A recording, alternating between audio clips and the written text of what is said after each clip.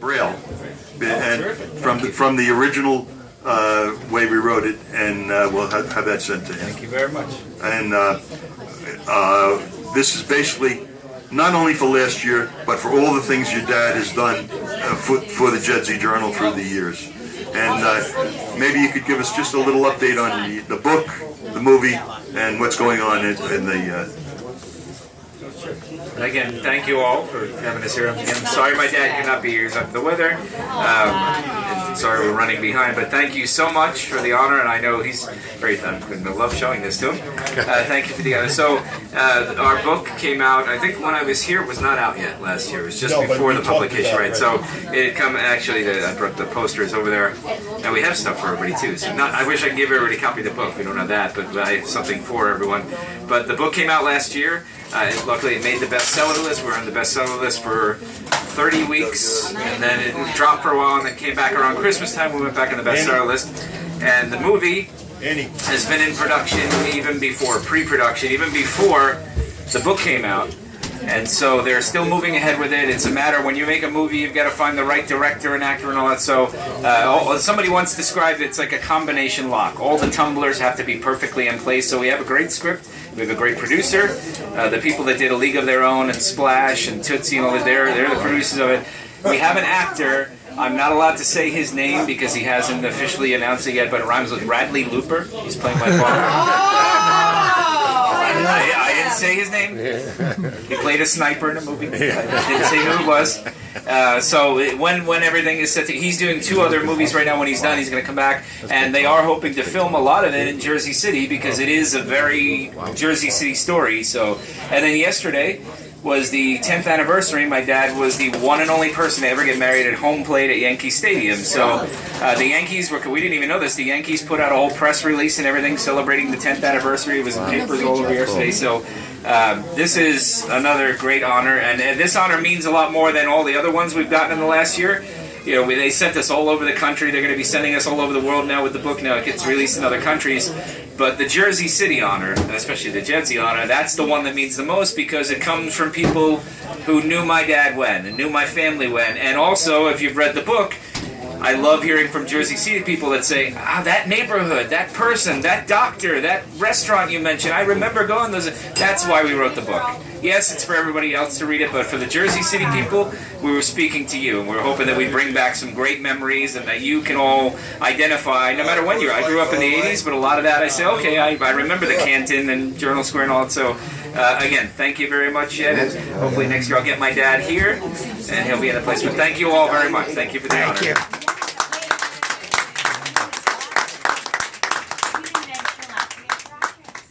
I didn't mention it there. It's in the book. Hello? Anyway. And you weren't here... I knew your aunt in my brother. Okay. The name of the book, Seeing Home, Yes, I'm sorry. by Ed and Chris Lucas. And you weren't here, Chris, but I don't read books, and I mentioned that you're... That's the, it's like the gigantic oversized copy that we bring for all the book signings. I mentioned that your read was spectacular in the book, thank you. and I'm very much into audio books. Well, we were nominated for a Grammy Award. We didn't win. I lost to Jimmy Carter, but the audio book was nominated for a Grammy Award. Well, I think it's a whole new career for you getting into that. Thank you. Thank you very much.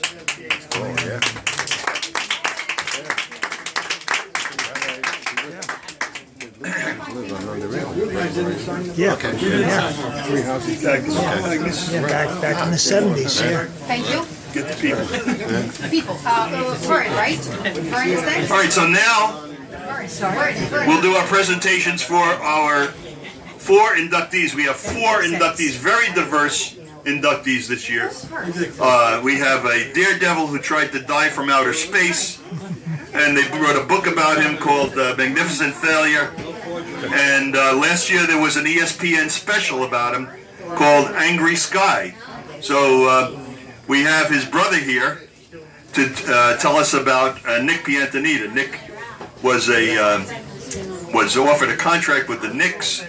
He was heavyweight boxing champion of the armed services.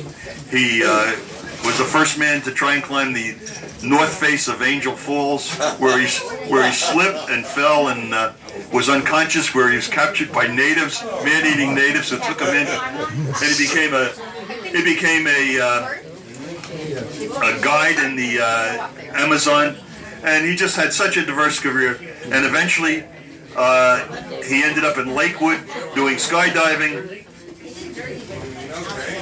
and I didn't see Vern. I thought you were in the back. Okay, and here's his brother to tell us more about Nick Piantanida.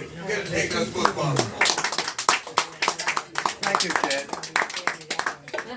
What I realized coming in tonight, I spoke to a couple of gentlemen, Kevin and Frank, and they did not have any idea who Nick Piantanida was or what things he did locally that were out of sight. So that tells me that probably none of you, do any of you remember knowing Nick Piantanida? Let it be known that only his college roommate put up his hand. I guess the best thing I could do is, since we're talking about books, if you wanted to read a book about someone who was outrageous in how he lived his life and decided to do different things, Magnificent Failure, Free Fall from the Edge of Space, published by the Smithsonian Air and Space Museum Press, is a book you should find. You can find it on Amazon.com. Just type in Magnificent Failure and it will come up. Now the next thing that Jed mentioned about the ESPN documentary, that documentary, it's called Angry Sky. It's available on Netflix.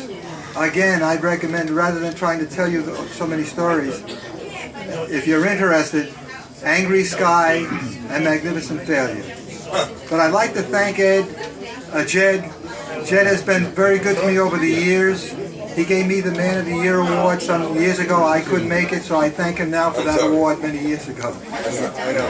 He also helped me, this may surprise you, he helped me to get Nat Hickey named into the Hall of Fame for Hudson County. Nat Hickey was my mother's first cousin. He's the oldest person to ever play in the NBA, Nat Hickey. Nat Hickey signed a contract with the New York Giant baseball team the year that they beat the Yankees for the World Series. He was 20 years old. So he was a great athlete, came from Croatia, Korčula, Croatia, came to Hoboken in 1906, so he's a Hudson County lad. And now I'll turn the microphone back to Jed.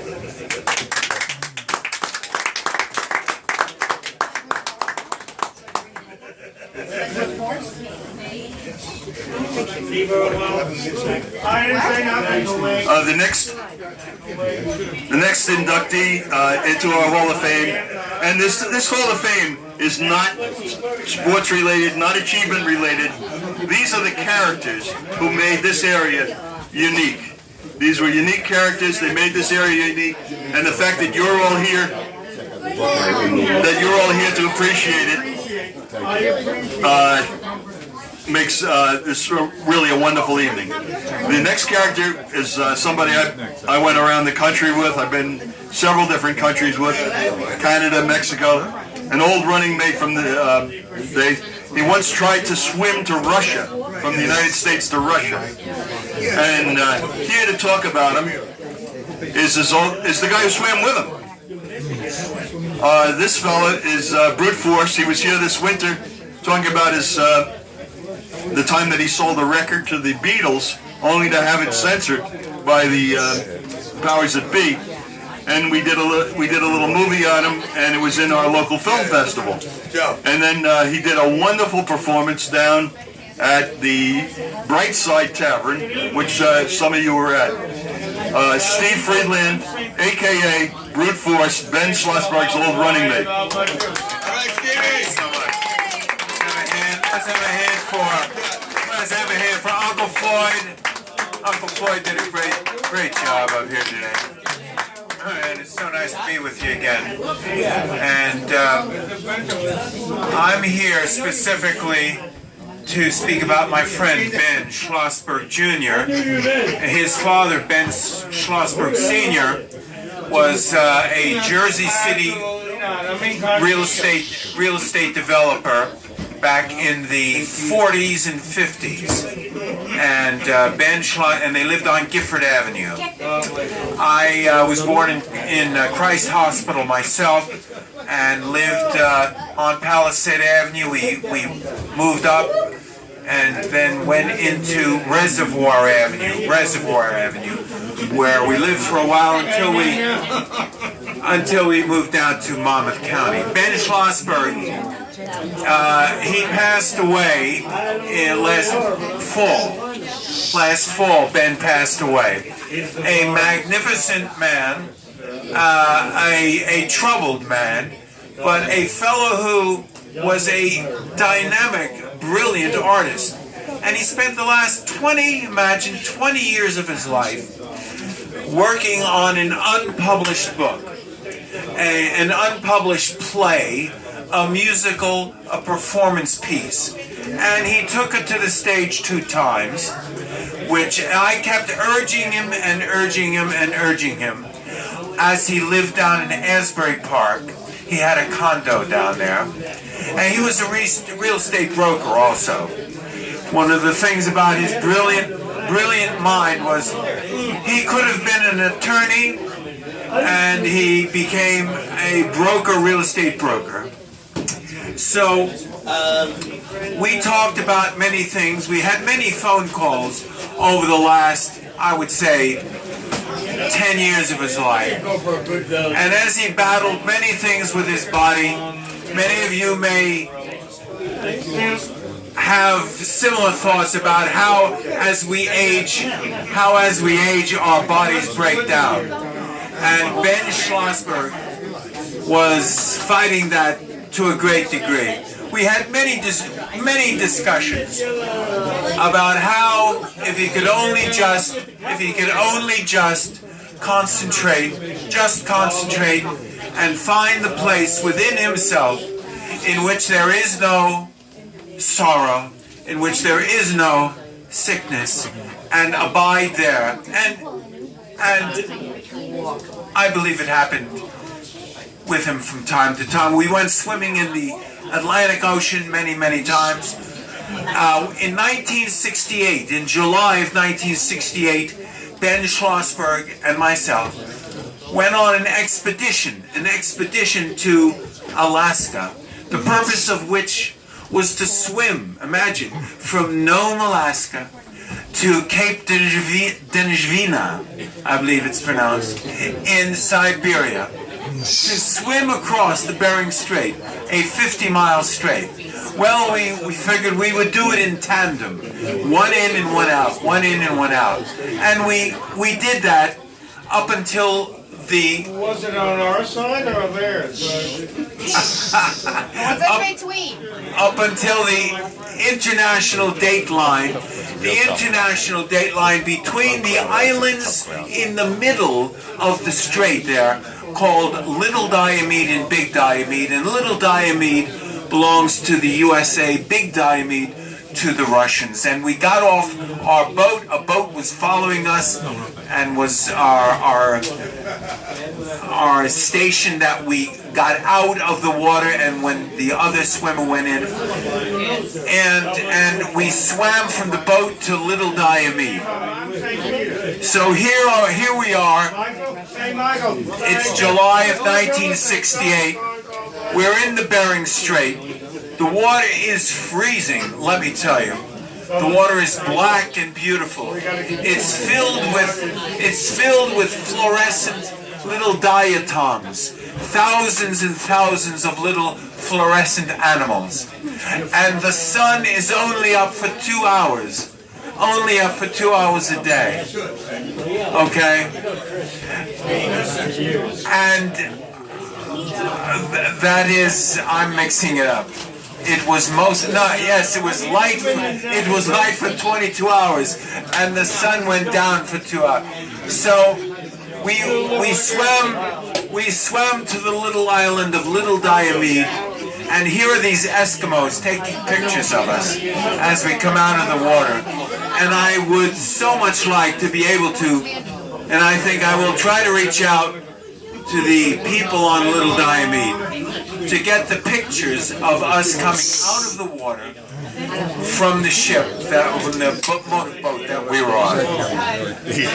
During the last, I would say, 2 decades of his life, as I mentioned, Ben was writing a book. He was writing a book which kept on increasing in size and size. It was called How to Survive in Case the Bomb Doesn't Drop. Okay?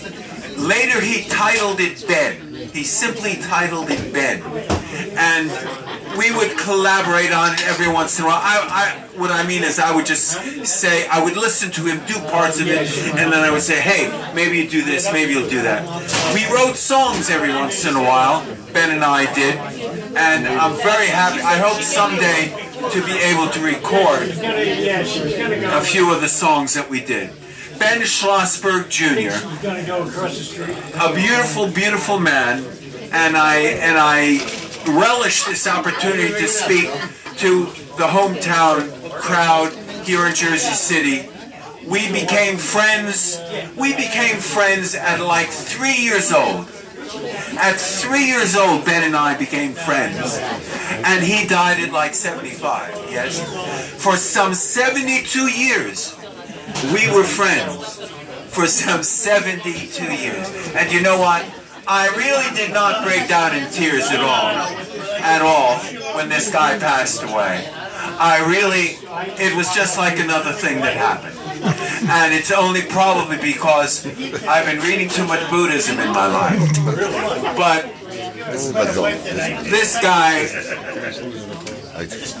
this guy took care of business, had a very, very amazing ability to sell real estate, but he settled into his book. He settled into his art and his craft.